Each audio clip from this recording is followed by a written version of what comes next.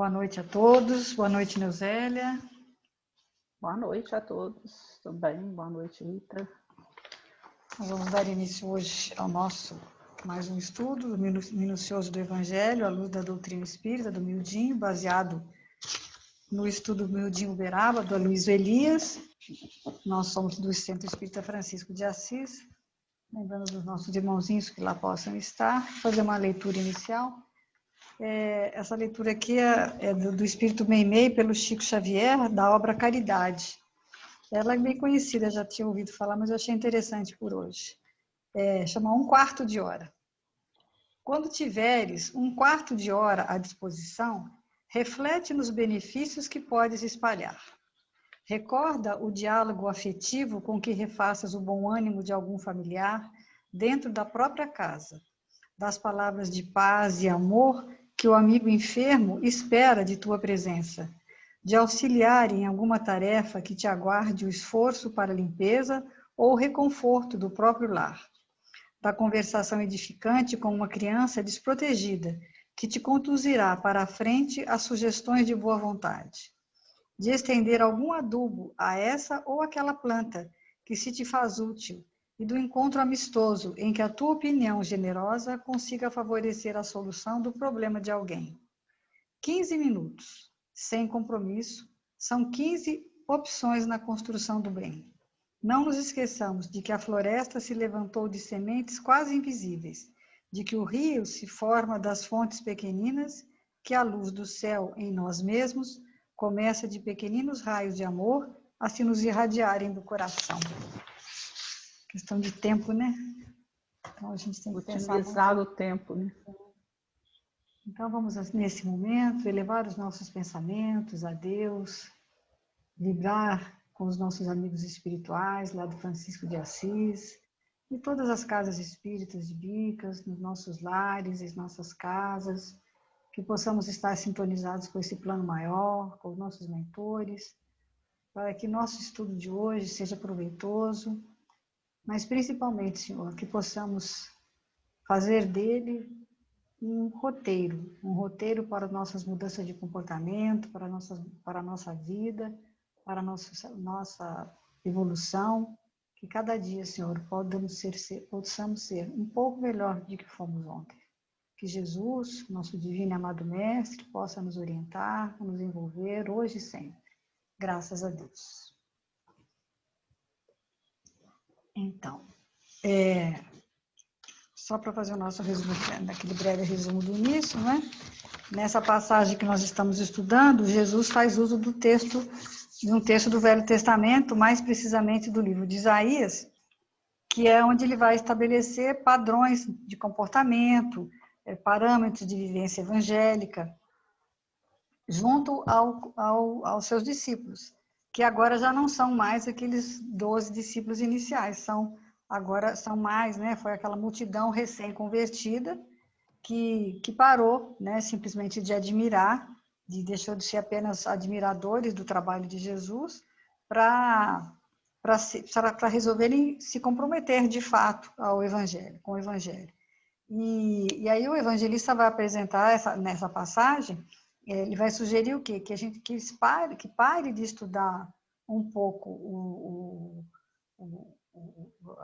Mateus e volte, né? Faça uma reflexão sobre o livro de Isaías, né? Para estudar de uma forma mais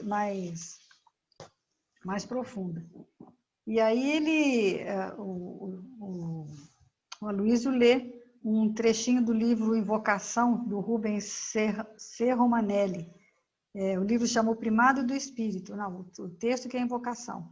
E o livro é O Primado do Espírito. Ele diz assim: Senhor, inundas-me no esplendor de tua luz, e contudo cego não te vejo. Fala-me na eloquência de teu verbo, no entanto, surdo não te ouço. Abrasa-me na ardência do teu amor, e todavia insensível não te sinto. Ó estranha contradição, tu bem perto de mim, eu tão longe de ti. Desvela-me, Senhor, os olhos, cegos de orgulho, abre-me os ouvidos, surdos de vaidade, sensibiliza-me o coração, duro de maldade, para que eu descubra a tua divina presença na intimidade do meu ser. Então, o texto falando claramente, né, de quanto Jesus está sempre por perto e nós é que não estamos perto, né? Eles estão perto, né, e a gente tão longe. Eles estão longe, né? E aí, no estudo anterior, da semana passada, a gente destacou a palavra voz, que hoje em dia, né, somente por conta da pandemia, essas questões todas, existe muita valorização da oratória. Muitas lives, muitas palestras, a gente chama de... são conteúdos, às vezes, até bem interessantes, né? Mas ele fala o seguinte, tem acontecido muito por quê? Porque nós estamos surdos para a voz do Cristo, que ecoa onde? Onde que a voz do Cristo ecoa? Na circunstância, na nossa vida, nas situações que acontecem no dia a dia. Então, a gente tem, durante o dia, imensas oportunidades de vivenciar o Evangelho, mas a gente só fica querendo ouvir, né? Então, tudo que os expositores falam são mensagens verdadeiras, são coisas bonitas, mas é coisa que já vem sendo transmitida desde lá do Velho Testamento. Isaías falou, Jesus falou ao longo de todo esse tempo, mas aonde que a gente percebe melhor a mensagem do Cristo? É nas circunstâncias, né? Se a gente prestasse atenção nas circunstâncias diárias de aprendizado, não haveria nem necessidade de tanta palestra, de tanto expositor, porque a gente ia praticar, ia viver, ia vivenciar nas nossas experiências individuais. Porque a gente conhece a lei, tem ela, né, na nossa consciência, mas a gente ainda não sente. Então ele fala assim, só precisamos conhecer o texto através da leitura, porque não fomos capazes de perceber Deus e de perceber. Então ele fala que Deus vai trabalhando de forma oculta no nosso coração. Ele dá o exemplo do kefir que ele faz, né? Então até em tudo, né, que a gente vai fazendo na vida da gente, existe um trabalho silencioso. Então o nosso versículo de hoje diz o seguinte: não quebrará o caniço rachado, não apagará o pavio fumegante, até quando levar a justiça ao triunfo. É o Mateus 12, 20. E as palavras e expressões que nós vamos analisar é o caniço rachado e o pavio fumegante. Você quer explicar o que é o caniço e o que é o pavio?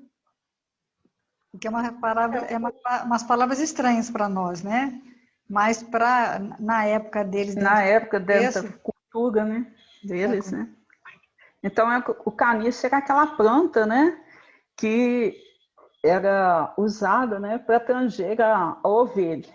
E aí, se ela tivesse na beira do lago, se ela tivesse a rachada, né, a água entra nela e ela não ia servir para o objetivo, né, que era para... né? Que ela entra água, apodrece, então ela não ia servir para o objetivo que era para tanger as ovelhas. Então, o que você faria nesse momento? Você poderia xingar a vara, né? Ficar brava lá com o caniço, jogar fora? Não. O que você faz? Deixa ela lá. Eu achei interessante, porque que eu achei mais bonito, que ela também é usada, as crianças usavam, porque ela é um tipo de um bambu fininho, né? Um bambu bem fininho, bem delgado. E as crianças usavam para fazer flauta. Então, olha que coisa lúdica, né? Fazer uma flauta. Olha a destinação dela, qual que é o destino dela? Fazer música para criança, né? Tanger as ovelhas, ser útil. Mas ela podre, não serve para nada. Mas mesmo assim ele fala, não quebrará o caniço. Você vai deixar ele lá, né? Deixa ele quieto, né? Mas a gente pensa assim, aquilo ali não serve para nada mais, né? Então essa que é a ideia. Ele vai ter a questão toda de uma utilidade de outro jeito, né? E o pavio fumegante, né? É aquele pavio que vai queimando, que você sabe que ele vai acabar morrendo ali, né? Mas aí o que você faz? Você vê que já está terminando, você vai lá, acelera o processo, não está servindo para nada, fica impaciente, não. Você deixa que ele mesmo vai cumprir o seu papel, né? O destino, deixa acontecer naturalmente. A mesma coisa, você vai achar assim, não serve para nada, né? A gente é uma comparação assim, mostrando que a gente não deve constranger as questões do outro, né? Ele ainda usou essa expressão, né? Que ele falou que são expressões idiomáticas, né? E que em Minas também a gente tem uma muito interessante, né? Que é o cachorro morto, né? Por que não se faz? Por que não se faz com o cachorro, né? Morto? Você não vai chutar, não vai maltratar, né? Porque a gente já não vai maltratar o que está morto, né? O que já está ali aniquilado. São as duas expressões simbolizando isso, né? E é justamente aquilo que a gente faz. Porque aí ele faz essa metáfora comparando, né, com a nossa fragilidade.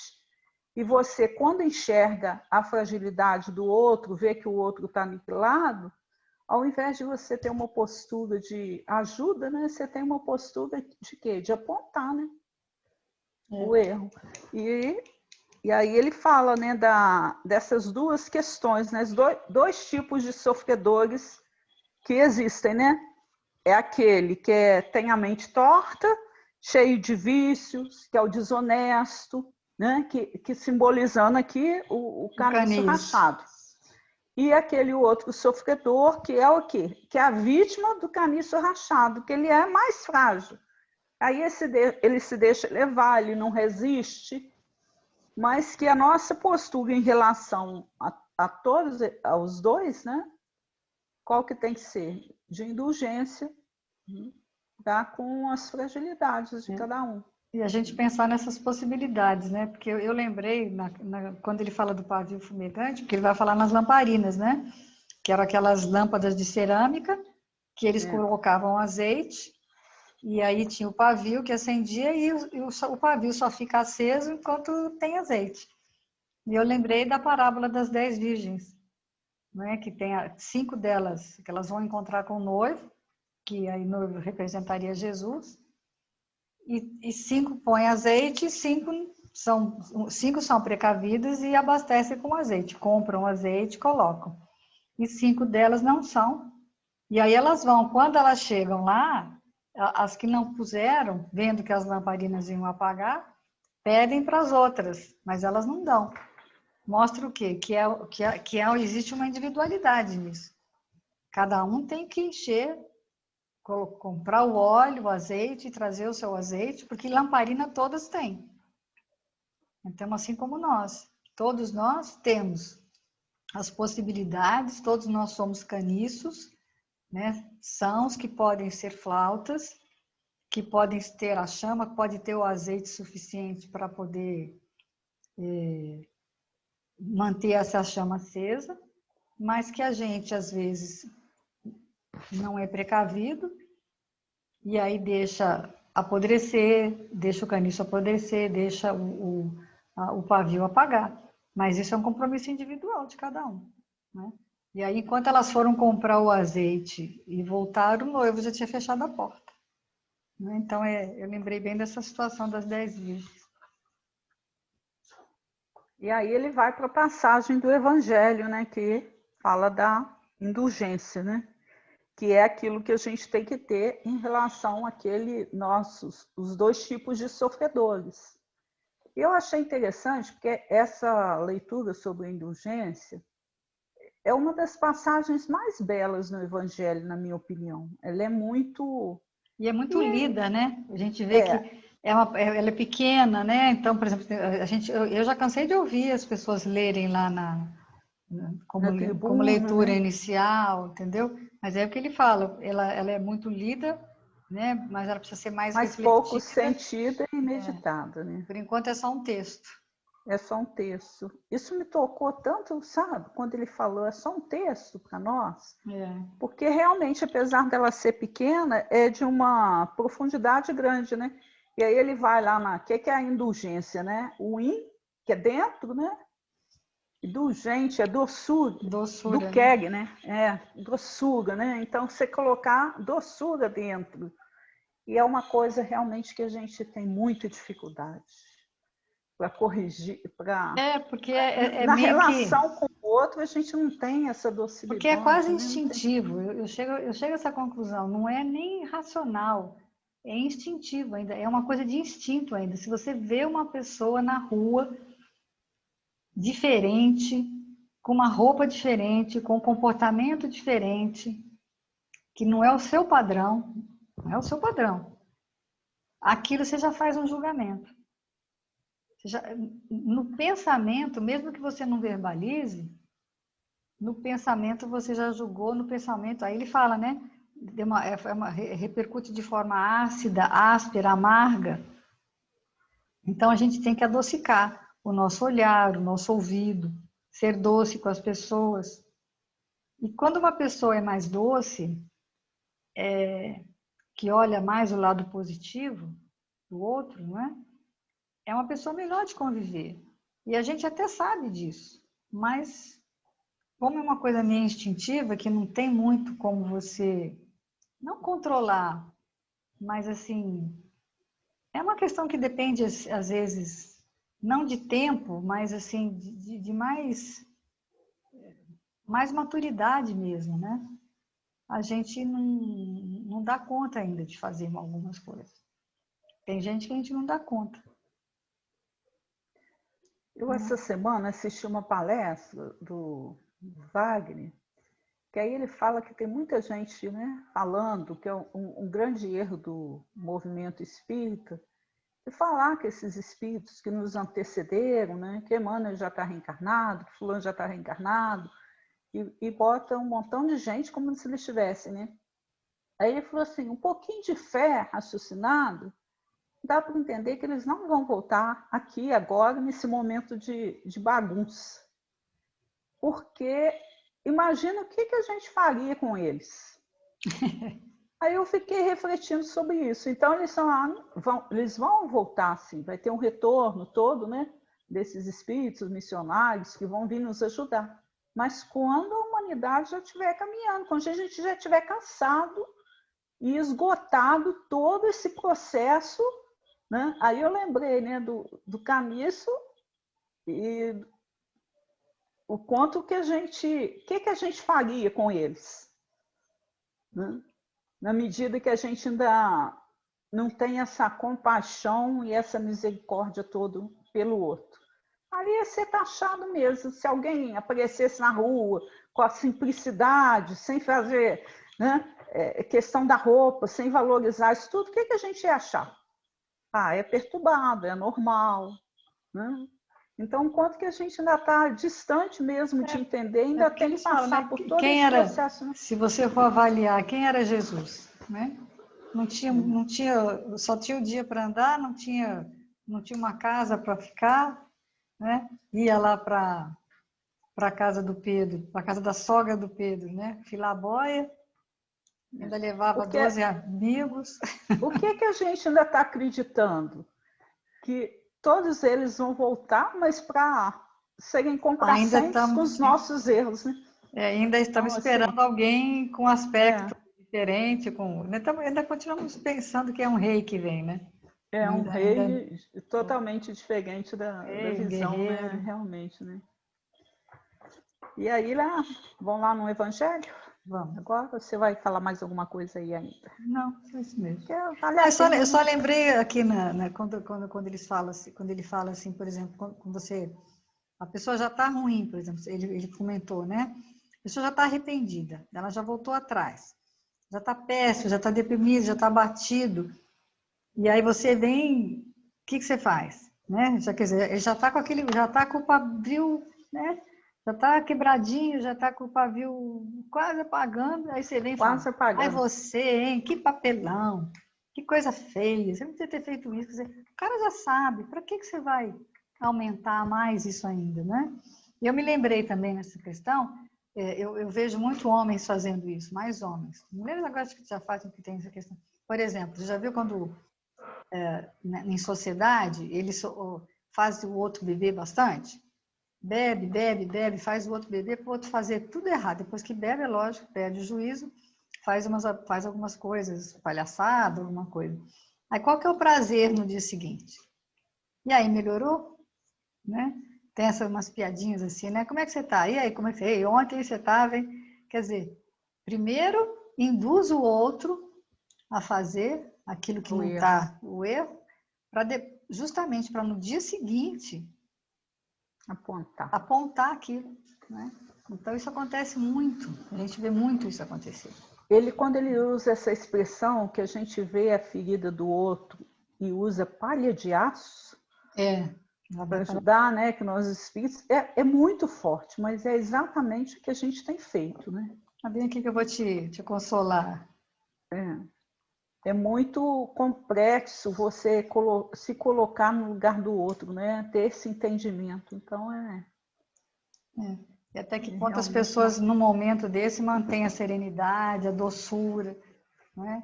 De estar amparando, de estar, não, meu amigo, é assim mesmo, uma outra ocasião você vai conseguir fazer melhor, manter essa serenidade, né? É complicado. Hoje eu já me policio muito, muito, muito, muito, mas em relação aos meus filhos, a gente vai amadurecendo, né? Mas quantas vezes eu corrigi com raiva, sabe? E essa correção com raiva, você dá a ideia ao outro que você não gosta dele. Mas, na realidade, assim, você está querendo ele ajudar a ajudar o outro a perceber que existe um outro caminho diferente daquilo que ele está buscando. Mas quando a gente faz isso com essa raiva, com essa agressividade toda, a gente faz tudo errado. E principalmente você demonstra, primeiro, que você é melhor, que às vezes nem sempre você é, e segundo, nem sempre. Que ele é um incômodo para você. Isso em relação à filha é complicado, porque não, tá vendo? Minha mãe, eu tô incomodando. Isso é uma coisa que ruim da família, né? Até é complicado de uma criança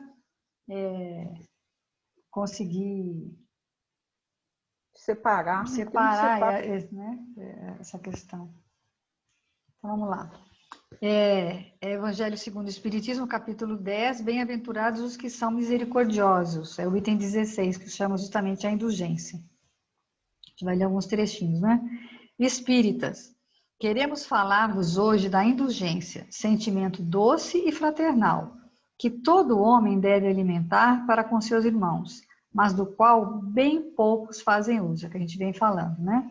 Então, quando você escuta uma falha, quando alguém confessa alguma coisa para você, alguma coisa errada que ela fez, que você consiga receber de forma suave, leve, sem fazer uma cara feia, né? Continuar sereno. Por quê? Porque aí você não julgou, não é? Você pode... E aí você faz o quê? A pessoa passa a ter confiança em poder conversar, porque se você vai falar uma coisa para a pessoa, admitir algum erro seu, e a pessoa toda vez te trata mal, te ataca, te julga, você não tem mais confiança para poder... Não é uma amizade, né? E aí ele fala o seguinte, poucas pessoas têm essa qualidade, por isso o mundo é tão amargo, porque falta doçura.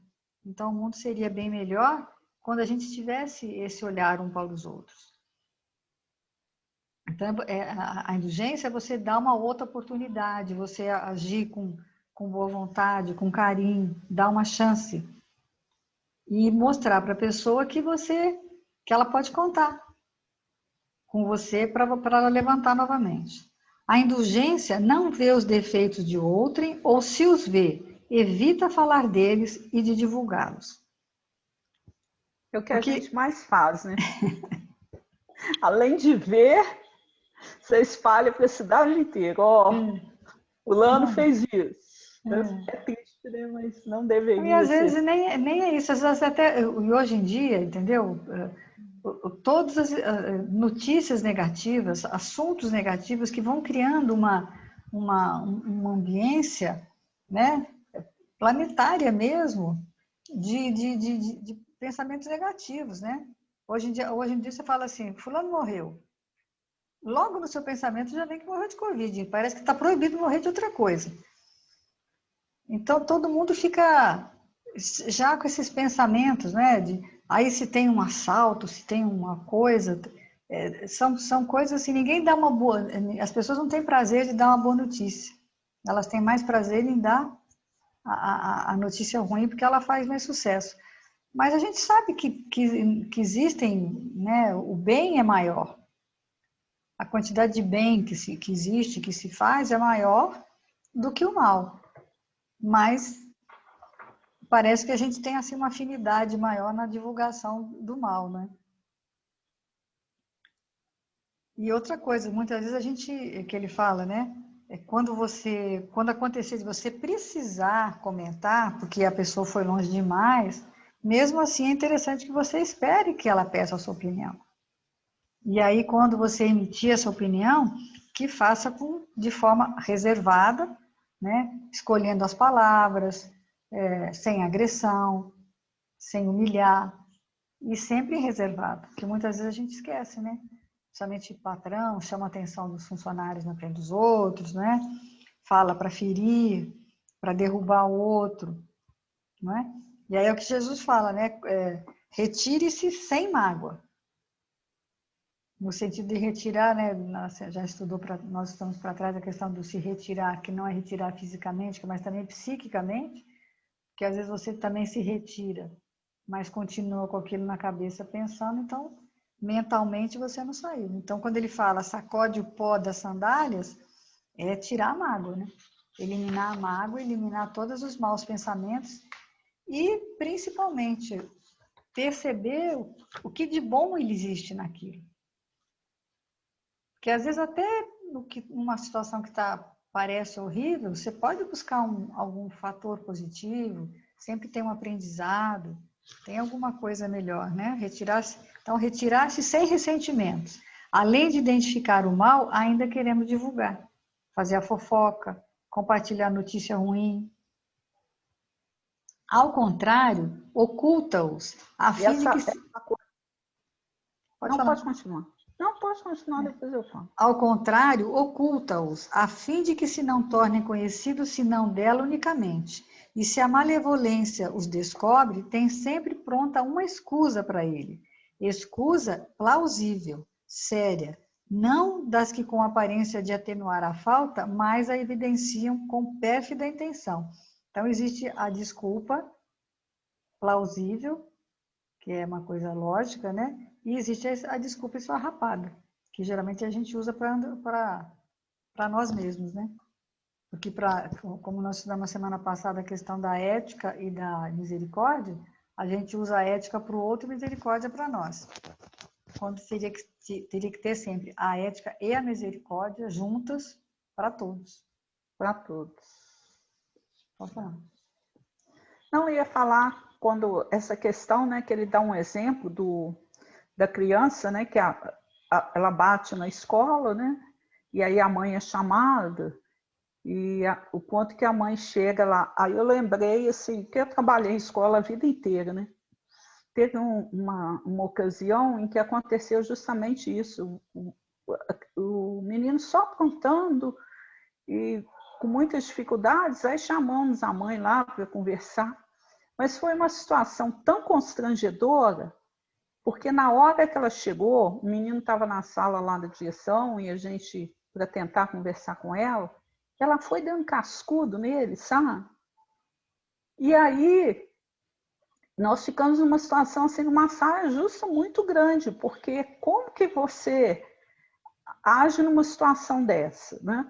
E aí você teve que interferir, porque ficou uma situação extremamente desagradável, né? A mãe totalmente desequilibrada e batendo no filho ali na frente da gente. E aí eu pensei justamente isso que o Aloysio falou, né? Agora, voltando, né, atrás no tempo. Quando você vê uma situação dessa, a gente tem que analisar muito o histórico do que aquele erro está trazendo, né? O que tem por trás daquela situação, que às vezes é fácil a gente julgar se você vê só um lado da questão. Então, esse menino, no caso, gente, não tinha como ele não ser agressivo. Se a mãe foi capaz de ter um comportamento daquele na frente de todos nós, com uma questão de humilhação grande, com uma questão de agressividade grande, já imaginou na convivência dentro do lar quais não seriam as dificuldades ali dos dois, né? E aí, relembrando isso, eu voltei também ao estudo do Alberto Almeida, quando ele fala que a gente tem que buscar muito tratar da nossa criança interior, descobrir as nossas fragilidades, para que essas fragilidades nossas, elas não deem sequência na vida adulta, porque a gente vai repetindo os modelos. Então, se uma mãe tem um nível de agressividade grande, o que ela vai retratar no filho? Uma agressividade maior. Agora, não está na nossa capacidade de relação, né? Estabelecer esse julgamento, divulgando, botando lenha na fogueira. Né? Você tem que ter a serenidade necessária para tentar ajudar. Assim, qual é a desculpa? Ah, então o menino está certo de ser agressivo, porque a mãe é agressiva. Não. A agressividade dele tem uma causa que precisaria ser trabalhada, mas ter esse entendimento, né? E ter o entendimento que a própria mãe também é uma pessoa também que necessita de ajuda. Porque já se ela veio, consegue né, agir, né, já veio de uma bagagem. Então, às vezes, a gente julga superficialmente sempre e a gente tem que aprender a ter mais, assim, um olhar mais abrangente. E aí, quando a gente consegue ter esse olhar mais abrangente, a gente consegue olhar dentro da linha de equilíbrio entre a ética, né, e a porque aí você tem um misericórdia entendimento, né, da situação, né? da situação. Aí tem mais um pedacinho aqui. A indulgência jamais se ocupa com os maus atos de outrem, a menos que seja para prestar um serviço. Não faz observações chocantes, não tem nos lábios censuras, apenas conselhos, e a mais das vezes, velados. Sede, pois, severos para convosco, indulgentes para com os outros. Mas não é o que a gente faz, né? Então ele fala, acho que a gente inverte, nós somos ásperos com a queda dos outros, mas quando a queda é nossa, a gente sempre tem uma boa desculpa. Uma boa desculpa. E essa, pior que ele falou, ó, isso é a base de quê? De todos os atritos familiares. E a partir desses, por trás de todos esses atritos familiares, estão o quê? Os atritos políticos, atritos na sociedade. Quem não consegue ser indulgente em casa com os mais próximos, não vai ser indulgente com o deputado, com o jogador de futebol, com a sociedade de forma geral, né? Então, nas redes sociais, diante de questões políticas, a pessoa age da mesma forma. Do jeito que ela é em casa, ela é. Na maneira dela de viver em sociedade. Então, a gente tem que se policiar muito que às vezes é uma coisa sutil, né? A gente... E o rigor, né? O que acontece? Ele só desanima, ele afasta e irrita. A gente agir dentro de um rigor, em nada a gente está ajudando o outro, né? Então, a gente tem que ter muito, muito pronto isso, que a gente precisa se tornar mais dócil, né? Eu acho interessante que às vezes a pessoa nem não chega a ser agressiva, é o termo que ele usa, ácida. Uma pessoa ácida.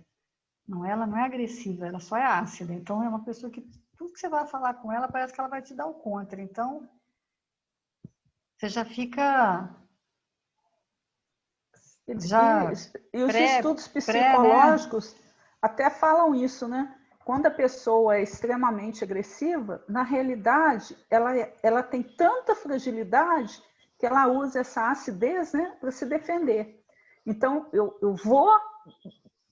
sou bem assim, que aí o outro já fica com medo de mim, então não vai estabelecer julgamento, não vai se aproximar.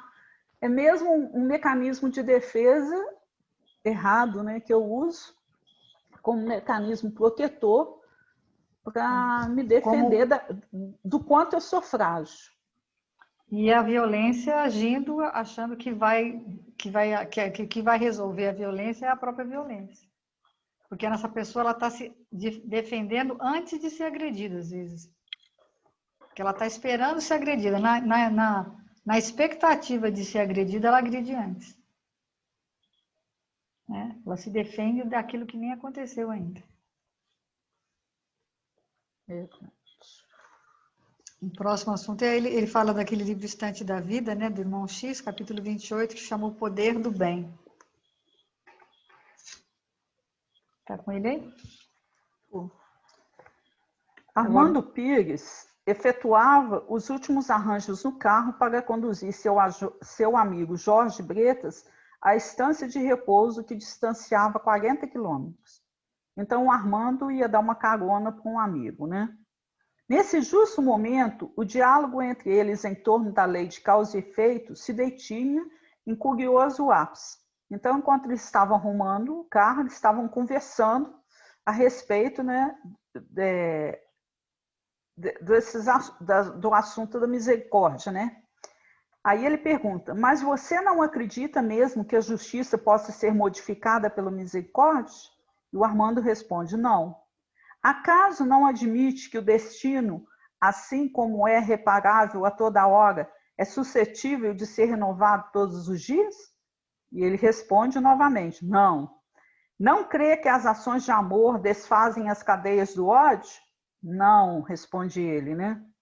Você aceita a possibilidade de transformar os problemas de alguém que chora, dando a este alguém uma parcela de alegria ou de esperança? Não. Ele ainda faz o comentário, né, que o Armando era uma pessoa extremamente o quê? Ética, né? Então, tudo era com muito rigor ali, muita ética. Até a resposta dele é muito taxativa, né? Não. Não.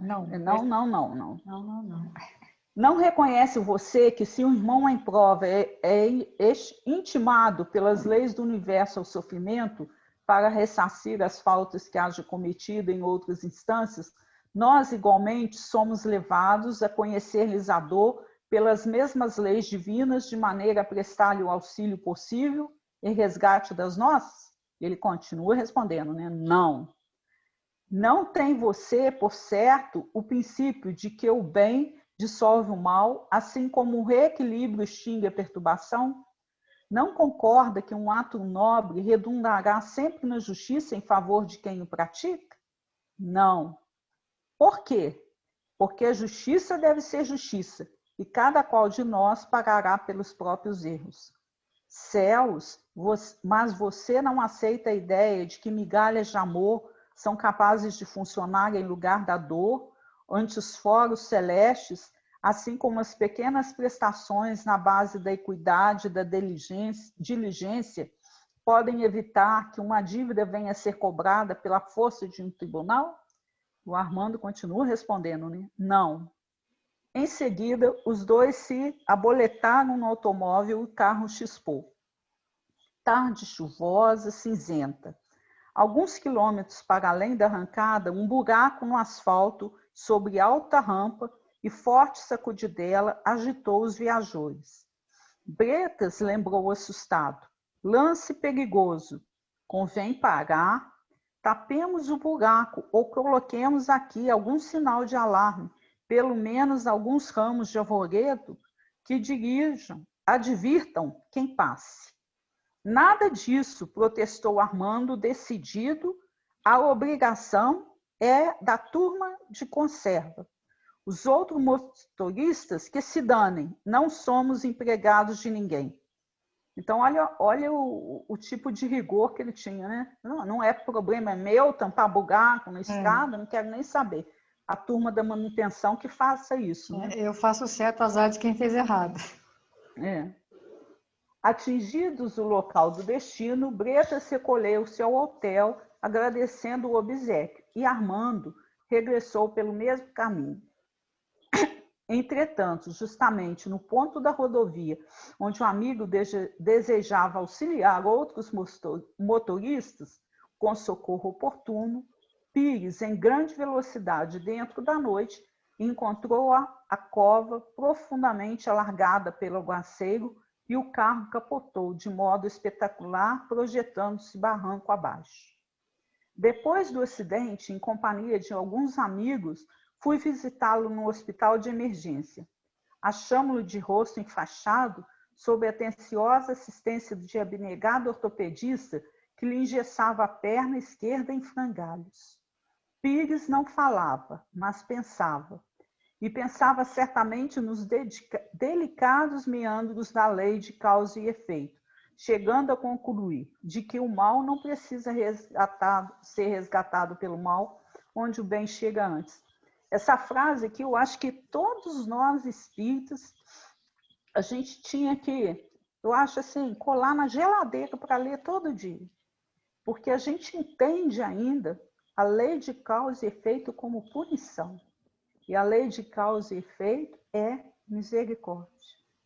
Então, o mal não precisa ser resgatado pelo mal, onde o bem chega antes.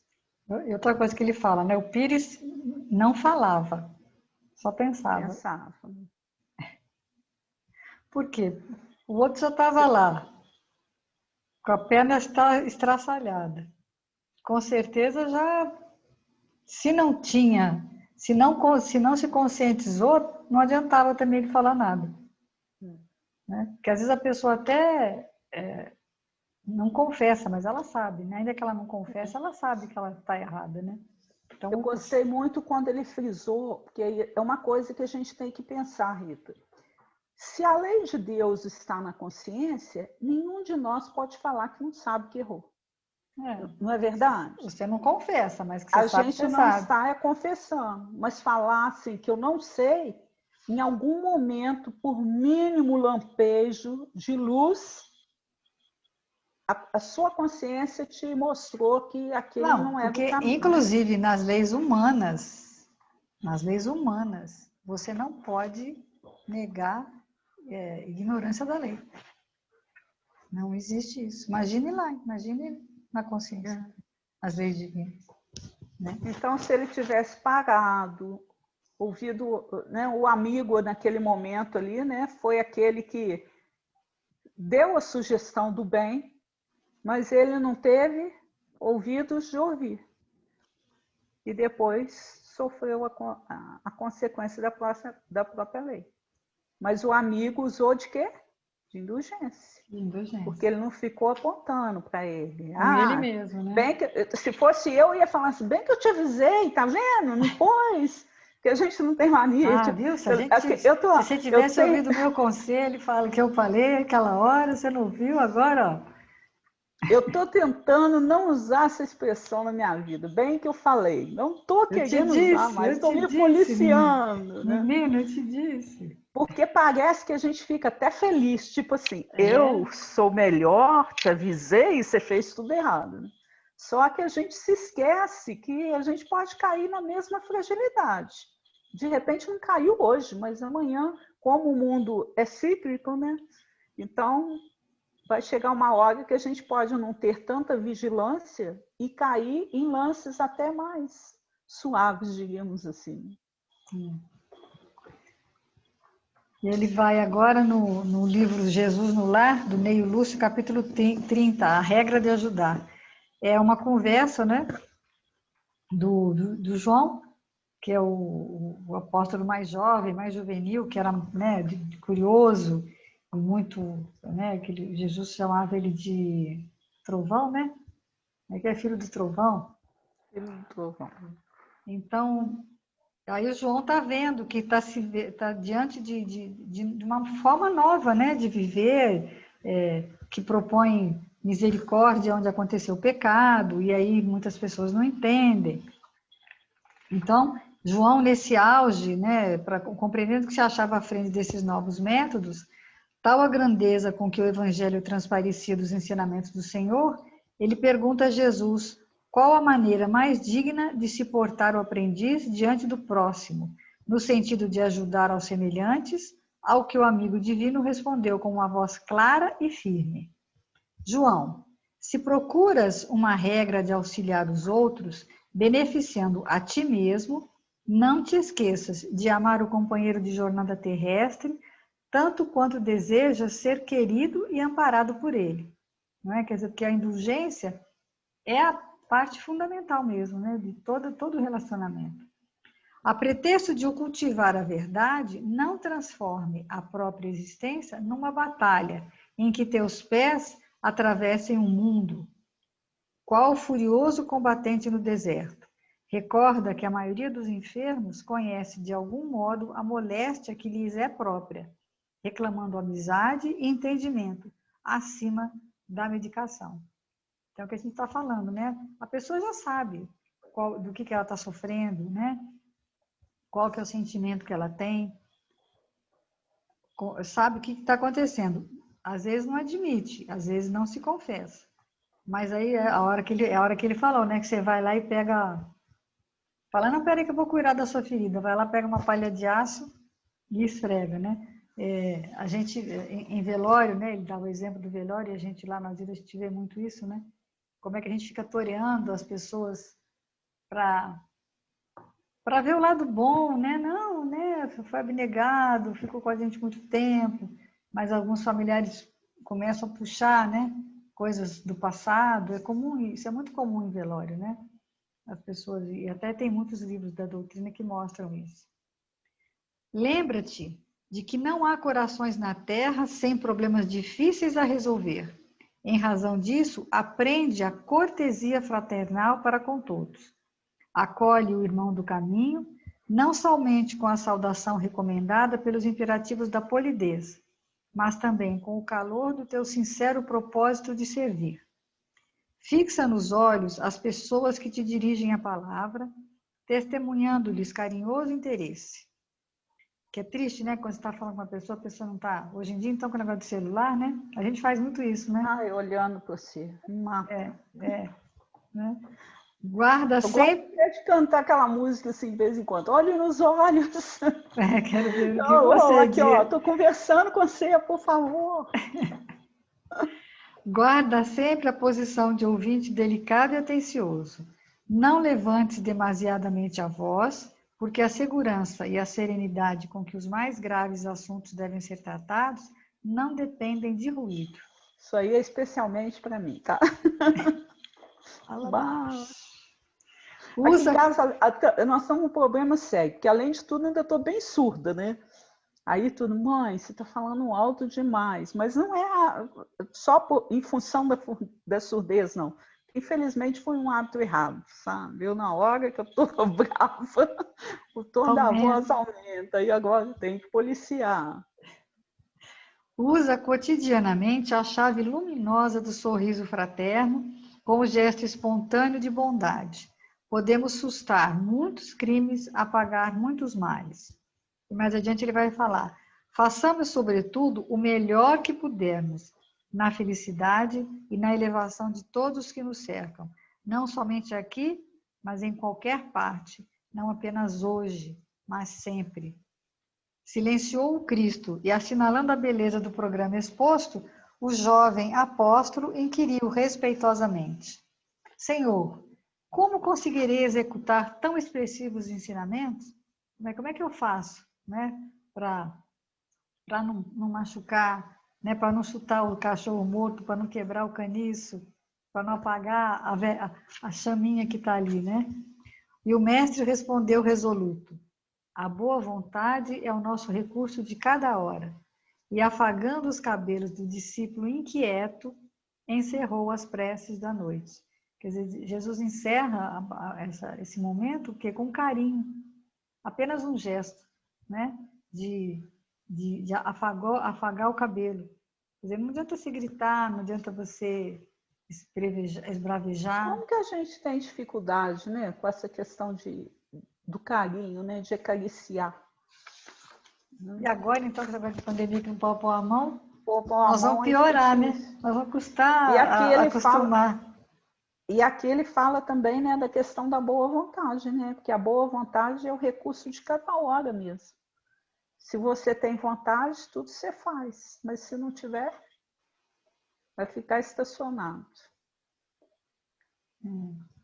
É o desafio, né? Aquele livro Pensamento e Vida fala muito da questão, né, da vontade. O quanto que ela tem um papel preponderante na nossa vida. Ele colocou mais um texto, que é o livro Instrumentos do Tempo, mas ele nem comentou, né? Ele colocou na descrição do vídeo, igual a gente faz também, igual nós vamos fazer de novo. Tem ele aqui. Quer que ele lê um pedacinho? Pode, eu também peguei. Cultivar a misericórdia não é alçar exclamações de piedade inativa para o céu, lastimando os males do próximo com a boca e guardando os braços em repouso diante do sofrimento alheio que nos convoca ao auxílio, à fraternidade e à cooperação. Bonito isso, né? Que às vezes a gente só fica verbalizando, mas e os braços agindo, né? Aprendamos a cultuar a misericórdia do silêncio perante os erros do vizinho, ou da ação benfeitora, ajudando aqueles que nos desajudam, amparando os que nos descompreendem, estendendo mãos amigas aos perturbados, aos tristes e indiferentes. Defrontado pelo rico, sê misericordioso para com ele, a fim de que o ouro não lhe enregele o coração. À frente do necessitado, ser igualmente misericordioso, a fim de que a carência de recursos materiais não lhe induza o espírito à revolta e à maldade. Se usares a misericórdia para com teu companheiro num lar ou na tenda de trabalho, a serenidade será um bálsamo a fluir do teu verbo e a extravasar-se de tua alma, erguendo a paz que ilumina e socorre a todos.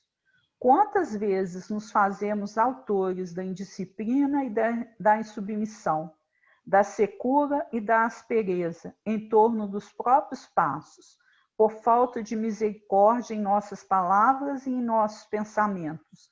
Plantemo-la no nosso caminho, trabalhando, construindo e colaborando incessantemente com o bem, na certeza de que a compaixão não é remédio para os dias cor-de-rosa, e sim para os momentos de tempestade e incompreensão.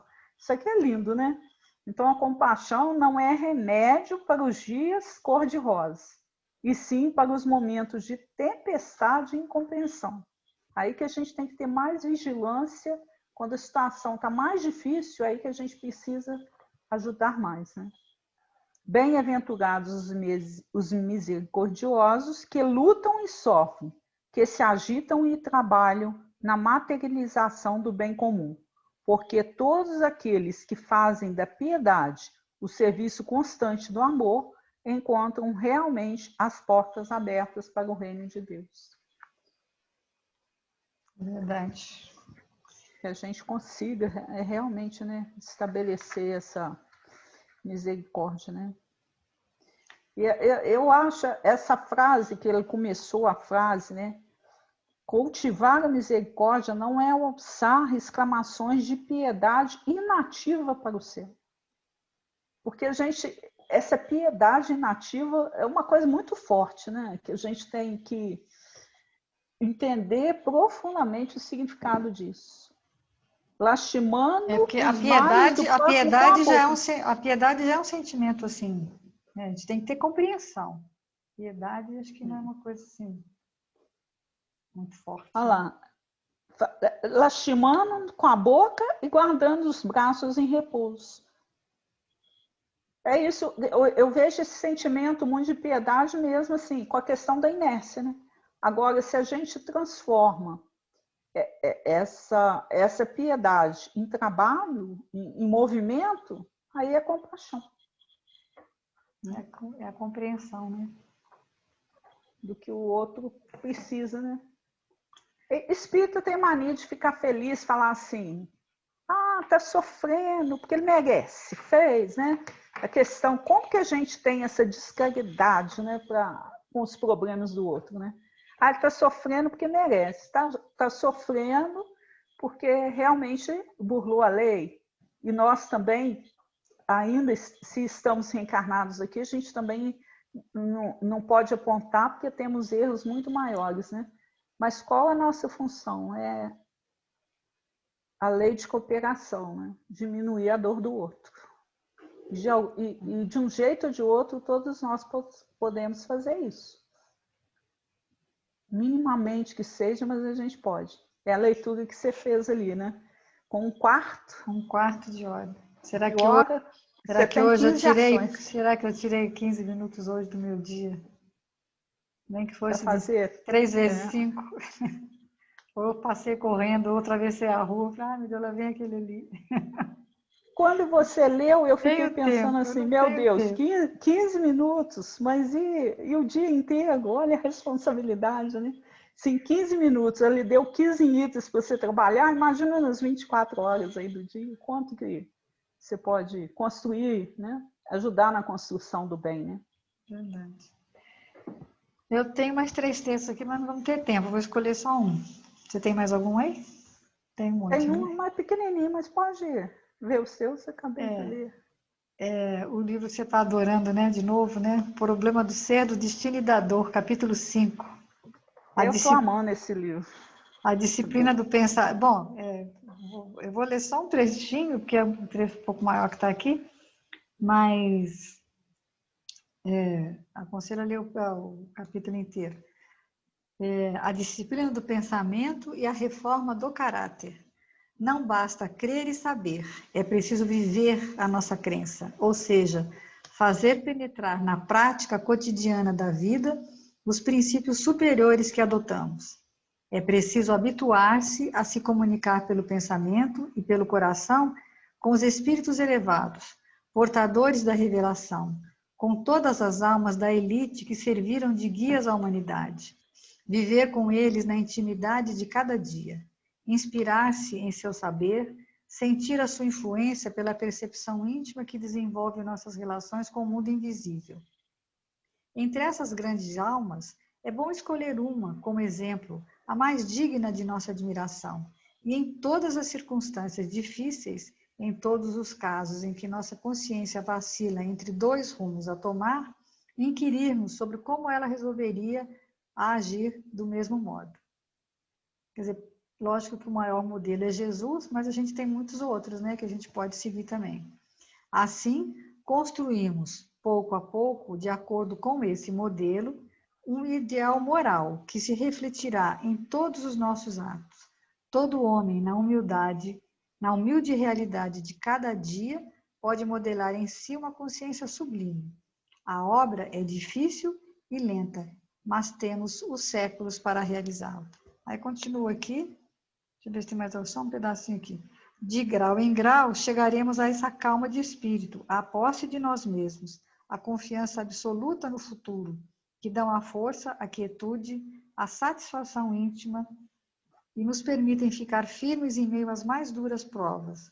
Quando chega a idade, as ilusões, as vãs esperanças caem como folhas mortas, mas as altas verdades aparecem com mais brilho, como estrelas no céu de inverno, em meio aos ramos nus dos nossos jardins.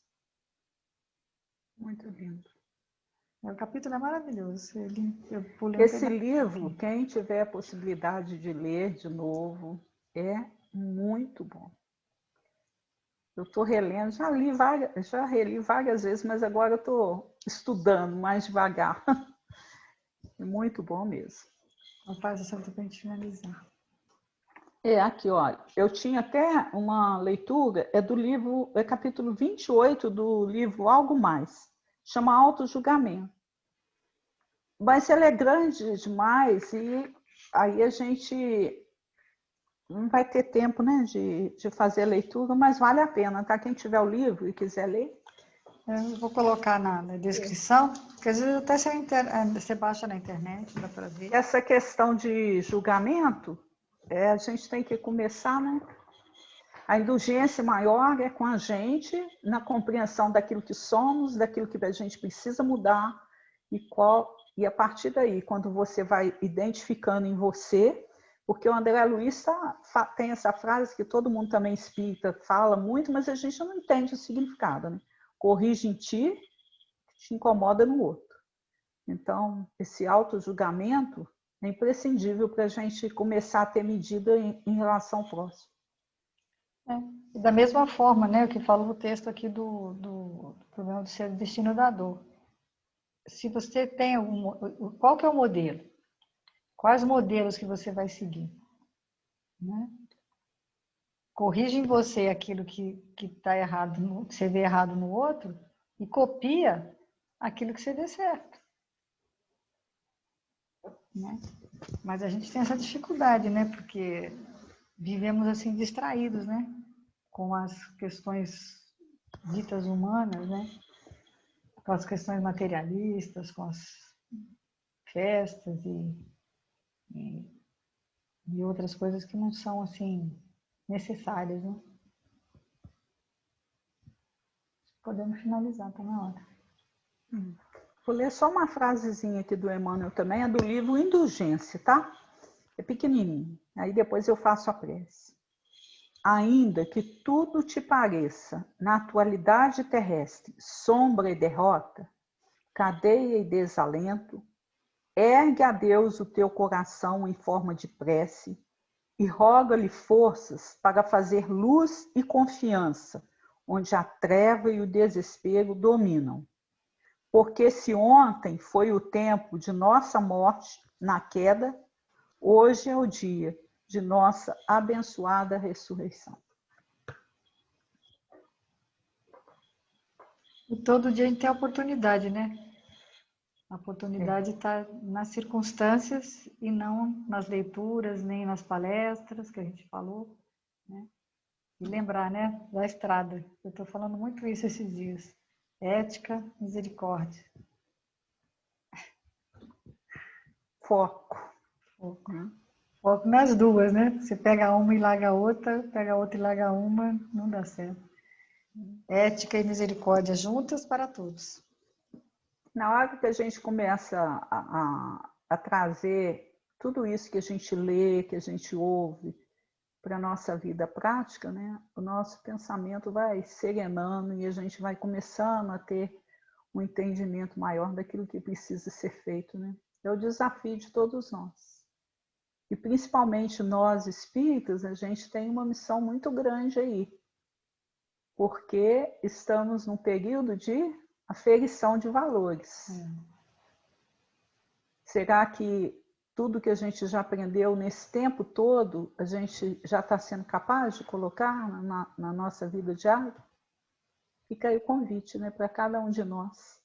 Se cada um fizer um pouquinho, né, a gente consegue chegar onde é preciso.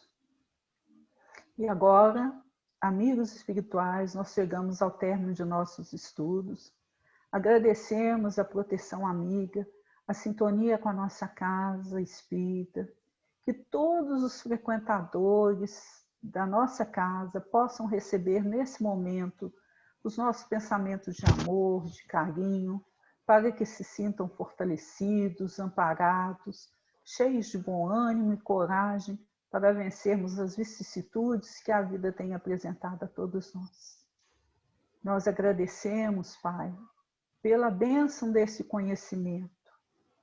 E continue conosco, Senhor, aos dias e horas, e que todos nós possamos, né, ter olhos e ouvidos para ver as nossas reais necessidades nessa jornada evolutiva. Colaborando uns com os outros, procurando exercer a fraternidade e harmonizando, né, com seus desígnios, que são sempre etapas necessárias ao nosso crescimento espiritual. E é com essa certeza desse amparo, dessa proteção, que só nos resta agradecer e que Jesus continue presente em nossos corações aos dias e horas. Graças a Deus. Graças a Deus. Até a semana que vem, se Deus quiser, que nos em Boa paz. noite para todos. Boa noite. Muita paz para todos nós. Para todos nós.